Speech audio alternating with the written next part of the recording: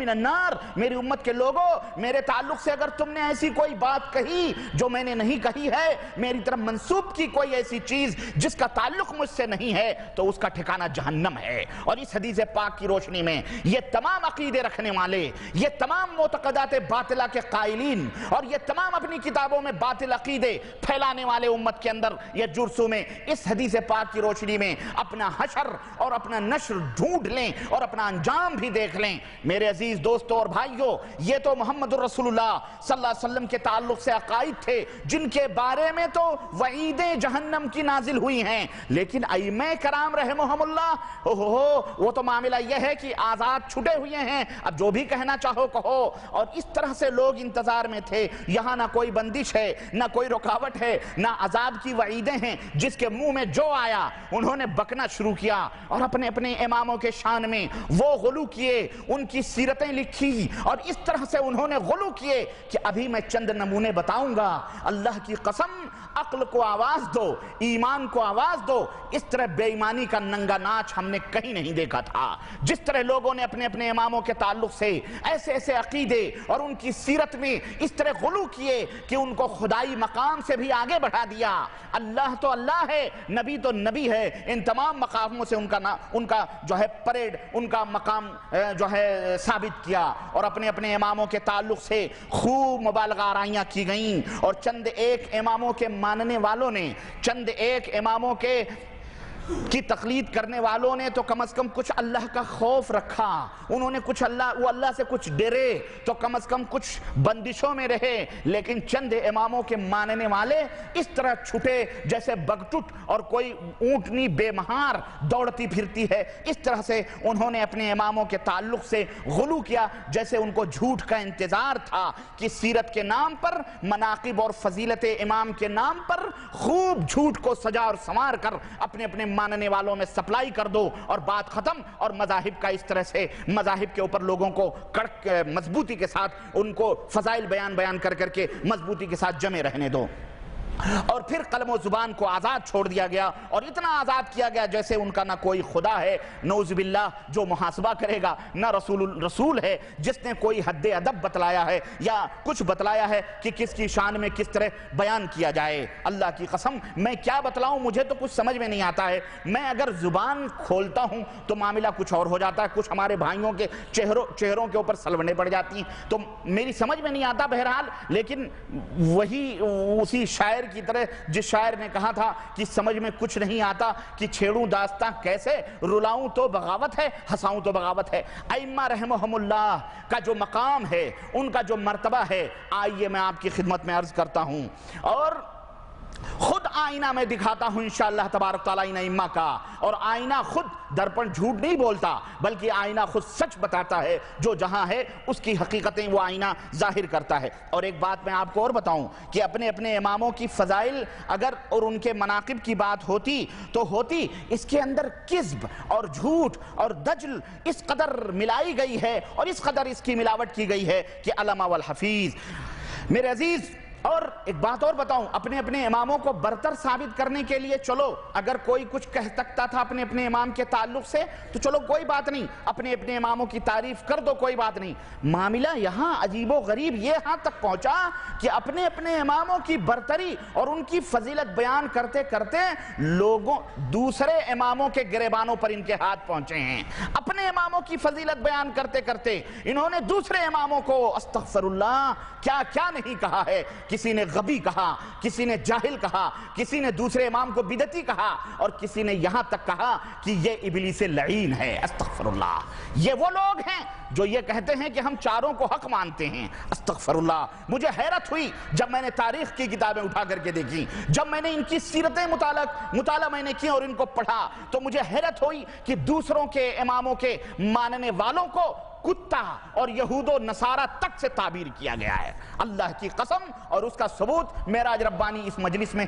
دے کے اٹھے گا انشاءاللہ تبارک و تعالی۔ لیکن عرض کرنے کا مطلب یہ ہے کہ ہم گناہوں پہ لذت مارے جا رہے ہیں، ہمارے اوپر خام خواہ الزام تراشیاں کی جا رہی ہیں، سب کچھ حضرت کھا پی کے 70 چوہے کھا کے پھر بھی یہ حج کو چل رہے ہیں۔ میری سمجھ میں نہیں آتا ہے، ہم ہر امام کو تسلیم کرتے ہیں، ہر امام کی امامت کو مانتے ہیں، ان کے تقوی، ان کی طہارت، ان کے زہد، ان کے مقام، ان کے خدمت دین، ہر چیز کو تسلیم کریں اور ہر ایک کی باتوں کو مانیں جو قرآن و سنت کے مطابق ہے۔ اور جیسا انہوں نے فرمایا، پھر بھی ہم گستاخ ہیں، ہم بد مذہب ہیں، ہم لا مذہب ہیں، ہم ان کی برائیاں کر رہے ہیں، ہم اماموں کو نہیں مانتے ہیں، اور یہ ایک کو مان کر 3 کا انکار کریں، 3 کو جاہل بنائیں، 3 کو یہود و نصارہ تک سے تعبیر کریں، استغفر اللہ، تو یہ بہت بڑے اماموں کے چاہنے والے، یہ عجیب و غریب فلسفہ ہے جو اس وقت امت کے اندر پھیلایا جا رہا ہے، اور یہ ہماری خاموشیوں کی وجہ سے اس طرح ناجائز طور پر یہ افکار اور یہ خیالات ان بھولے بھالے مسلمانوں کے اندر پھیلائے جا رہے ہیں۔ آج اس بات کی ضرورت ہے کہ علماء اسلام جہاں بدعت اور شرک کی طرف اپنے قلم و زبان کو مہمیز دے کر اس کی خدمت کرتے ہیں، وہیں اس بات کی بھی ضرورت ہے کہ امت کے سامنے ان ائمہ خدا، ان ائمہ اسلام کی حقیقتوں کو بھی اور ان ائمہ اسلام کے فرمودات کو بھی ان کی سیرت طیبہ کے حوالے سے امت کے سامنے بیان کیا جائے، کھول کھول کر کے رکھا جائے کہ ان کی سیرت کیا تھی، یہ کس طرح سے ان کا ایمان تھا، ان کا عقیدہ تھا کیا تھا، ان کے خیالات کیا تھے، ان کے اصول اور ضابطے کیا تھے قرآن و سنت کے تعلق سے، استغفر اللہ، باقاعدہ اس کو کھول کھول کر کے بیان کیا جائے۔ اس کی بھی ضرورت ہے تاکہ نبی کریم صلی اللہ علیہ وسلم کی یہ بھولی بھالی امت جسے عقیدت و محبت کا رنگ دے کر، عقیدت و محبت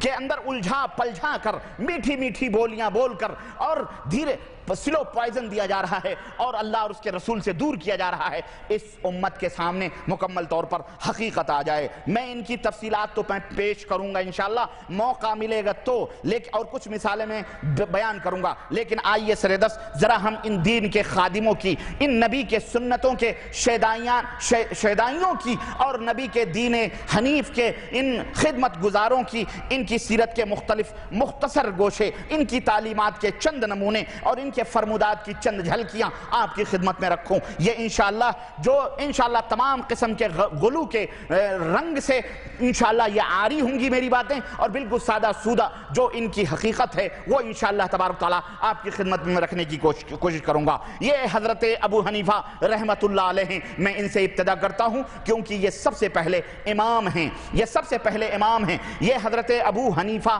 رحمت اللہ علیہ ہیں۔ ان کا نام کیا ہے؟ ان کا مکمل نام نعمان ابن ثابت رحمہ اللہ ہے، اور ان کی بیٹی کا نام حنیفہ تھا، اسی بیٹی کی طرف منسوب ہو کر کے یہ ابو حنیفہ یعنی حنیفہ کے باپ کہلاتے ہیں، اور آج بھی جو لوگ اپنے آپ کو حنفی کہتے ہیں یہ انہی کی بیٹی کی طرف ان کی نسبت ہے، امام صاحب کی بھی طرف ان کی نسبت بات آگے بڑھتی ہے۔ خیر، المہم یہ بیٹی کی طرف منسوب ہے۔ المہم آگے بڑھتے ہیں۔ حضرت ابو حنیفہ رحمت اللہ علیہ کی کنیت ابو حنیفہ ہے، ان کی تاریخ پیدائش سن 80 ہجری ہے۔ 80 ہجری کے اندر حضرت امام ابو حنیفہ رحمت اللہ علیہ پیدا ہوئے، اور ہمارے ہند و پاک بنگلہ دیش کی سرحدوں پر جو اسلام ابو بکر حضرت عمر فاروق اعظم کے زمانے سے لے کر یعنی سن 14 ہجری میں جو پہنچا تھا، اس کے بعد میں حضرت عثمان، اور پھر اس کے بعد حضرت علی، پھر اس کے بعد حضرت امیر معاویہ، پھر اس کے بعد حضرت یزید رحمت اللہ علیہ کے زمانے تک جو اسلام پہنچا تھا، اور اس کے بعد بنو امیہ میں حضرت سن 93 ہجری میں حضرت محمد بن قاسم رحمت اللہ علیہ نے سندھ کے ساحل پر تقریباً 11 یا 12 ہزار فوج اسلامی لشکر لے کر کے اسلام لے کر کے جو گئے تھے، اس وقت وہ اسلام خالص کتاب و سنت کا اسلام تھا جو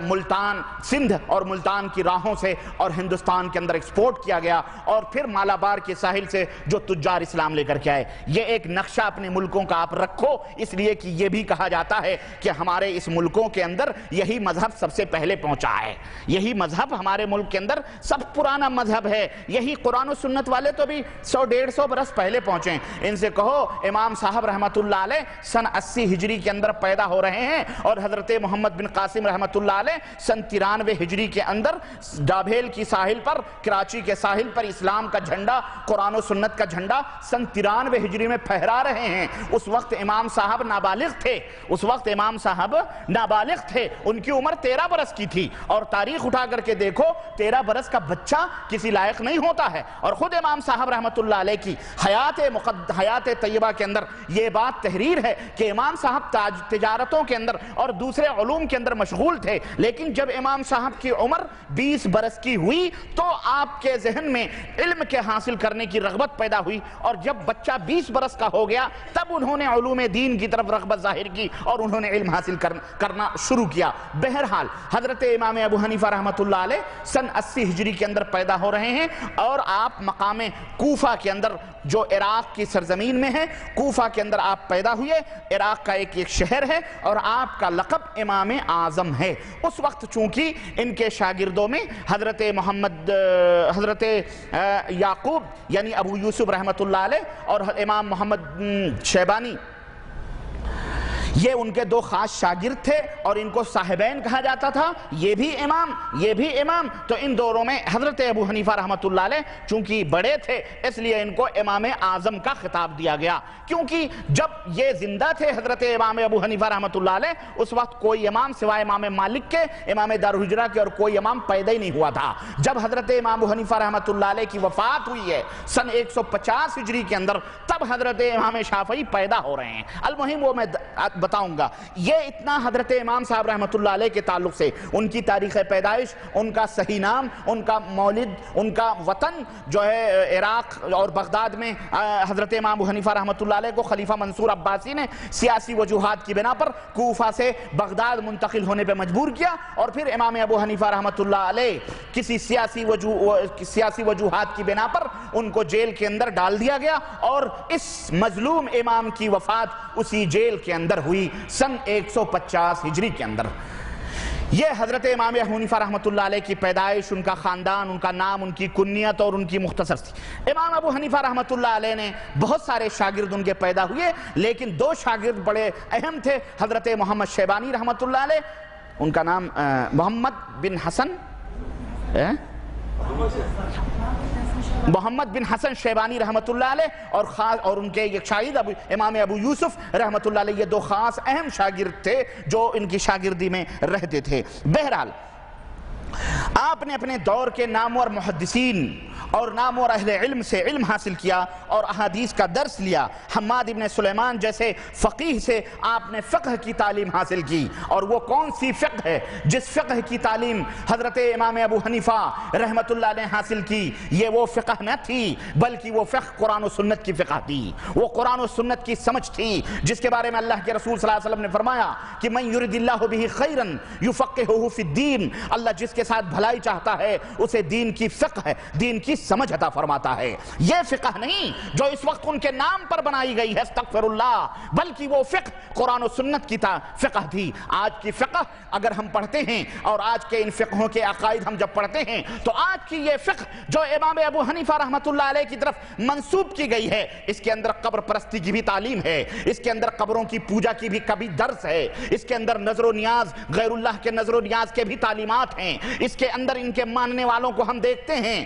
جو اپنے آپ کو حنفی کہتے ہیں کہ ان کے ماننے والوں کو ہم دیکھتے ہیں کہ غیر اللہ کے نام کے ذبیحے بھی ذبح کر رہے ہیں، یا 11ویں کی ڈیگیں بھی ٹھنکاتے ہیں، یا رجب کے کنڈے بھی بھرتے ہیں، یا شب برات کی راتوں کو بھی پھلجڑیاں اور اس کو اپنے سجدوں سے آباد بھی کرتے ہیں۔ یہ بدعات اور خرافات کے رسیاں ہیں، ہم یہ جانتے۔ تو وہ فقہ جو امام ابو حنیفہ رحمت اللہ علیہ نے حاصل کی تھی اور اپنے شاگردوں کو بتلائی تھی، وہ یہ فقہ نہ تھی جو آج اسلام کے نام پر امت کے درمیان رائج ہے، بلکہ اس فقہ کا امام ابو حنیفہ رحمت اللہ علیہ سے کوئی قطعاً کوئی تعلق نہیں ہے۔ اور امت محمدیہ کے لوگوں کان کھول کر کے سن لو، ہم یہی تمہیں بتلا رہے ہیں، اور یہ بات وہ ہے کہ دنیا کا کوئی مائی کا لال اس کو غلط ثابت نہیں کر سکتا ہے۔ اور میں چیلنج کرتا ہوں پوری دنیا میں جو لوگ بھی حضرت امام ابو حنیفہ رحمت اللہ علیہ کی طرف اپنی نسبت کرتے ہیں، میں یہ کہا کرتا ہوں کہ یہ امام ابو حنیفہ کا دین نہیں تھا، یہ امام ابو حنیفہ رحمت اللہ علیہ کا مذہب نہیں تھا، یہ امام ابو ابو حنیفہ رحمۃ اللہ علیہ کا عقیدہ نہیں تھا. امام ابو حنیفہ رحمۃ اللہ علیہ قبروں کے پجاری نہیں تھے. امام ابو حنیفہ قبروں سے فیض حاصل کرنے کا عقیدہ نہیں رکھتے تھے. امام ابو حنیفہ اللہ کے سوا کسی کو عالم الغیب نہیں مانتے تھے. امام ابو حنیفہ رحمۃ اللہ علیہ اللہ کے سوا کسی کو دلوں کا بھید جاننے والا نہیں مانتے تھے. امام ابو حنیفہ قبروں کے اوپر پھول اور چادر اور اگر بتیاں اور اگڑے بھگڑے ڈالنے کو حرام سمجھتے تھے. امام ابو حنیفہ عرس اور میلاد اور یہ فاتح اور گانجے بھگڑے جتنے بھی ہیں سب کو حرام سمجھتے تھے. امام ابو حنیفہ اللہ کو عرش کے اوپر مستوی مانتے تھے. امام ابو حنیفہ رحمۃ اللہ علیہ اللہ کے سوا کسی کو حاجت روا نہیں مانتے تھے. امام ابو حنیفہ اللہ کے سوا کسی کو مشکل کشا نہیں مانتے تھے. لیکن افسوس آج کس طرح سے فراڈ کیا گیا اور آج کس طرح سے دجل پھیلایا گیا اور کس طرح مکاریوں کے جال ڈالے گئے کہ نام لیا گیا اس